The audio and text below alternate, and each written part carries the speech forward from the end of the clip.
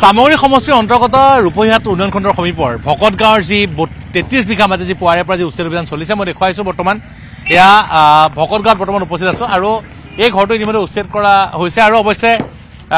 এই ঘৰটোৰ যি গৰাকী আছিলে তেওঁলোকে নিজে এই ঘৰটোৰ পৰা আঁতৰি গৈছিলে প্ৰশাসনৰ জাননী পোৱাৰ পিছত আপোনালোকে নিজে আঁতৰি গৈছিলে আপোনাৰ ঘৰ হয় মই আপোনাৰ পৰা জানিবলৈ চেষ্টা কৰোঁ আপোনাৰ নামটো ৰফিকুল ইছলাম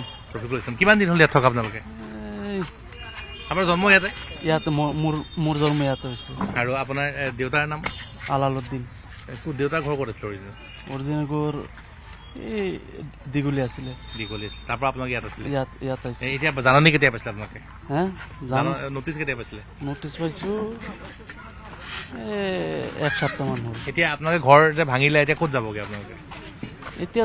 যাওঁ ক'ত যাওঁ জাগা নাই কি কৰিম কেইজন আছে আপোনালোকৰ ল'ৰা ছোৱালী কিমান পৰিয়াল কি আপোনাৰ বিয়া পাতিলে ল'ৰা ছোৱালী এটা ল'ৰা এটা আৰু আপোনাৰ ককাই ভাই দুবাই আছে ককাই আপোনাৰ ভাইটি নে দাদা আছে দাদা ল'ৰা ছোৱালী দুটা আপোনালোকৰ পৰিয়াল কেইজনী এতিয়া পৰিয়াল আপুনি আপোনাৰ ঘৰ নেকি আপোনাৰ ঘৰ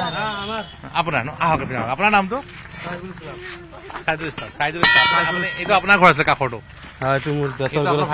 ভাইটিৰ ঘৰ আছিলে এতিয়া ঘৰ যে ভাঙিলে আপোনালোকে ক'ত যাব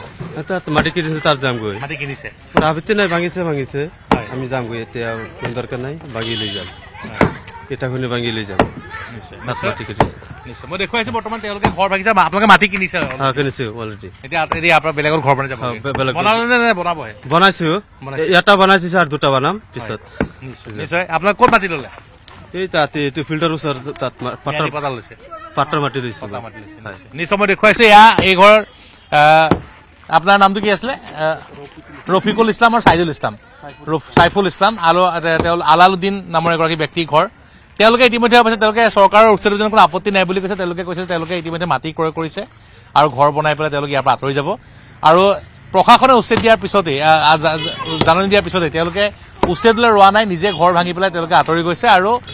তেওঁলোকৰ কোনো আপত্তি নাই তেওঁলোকে কৈছে যে 40-50 বছৰ পূৰ্বে তেওঁলোক ইয়ালৈ আহিছিলে তেওঁলোকৰ জন্ম ইয়াতে বুলি কৈছে দীঘলীৰ সমীপৰ তেওঁলোক ব্যক্তি আৰু ইয়াত তেওঁলোকে এইদৰে আছিলে যি এই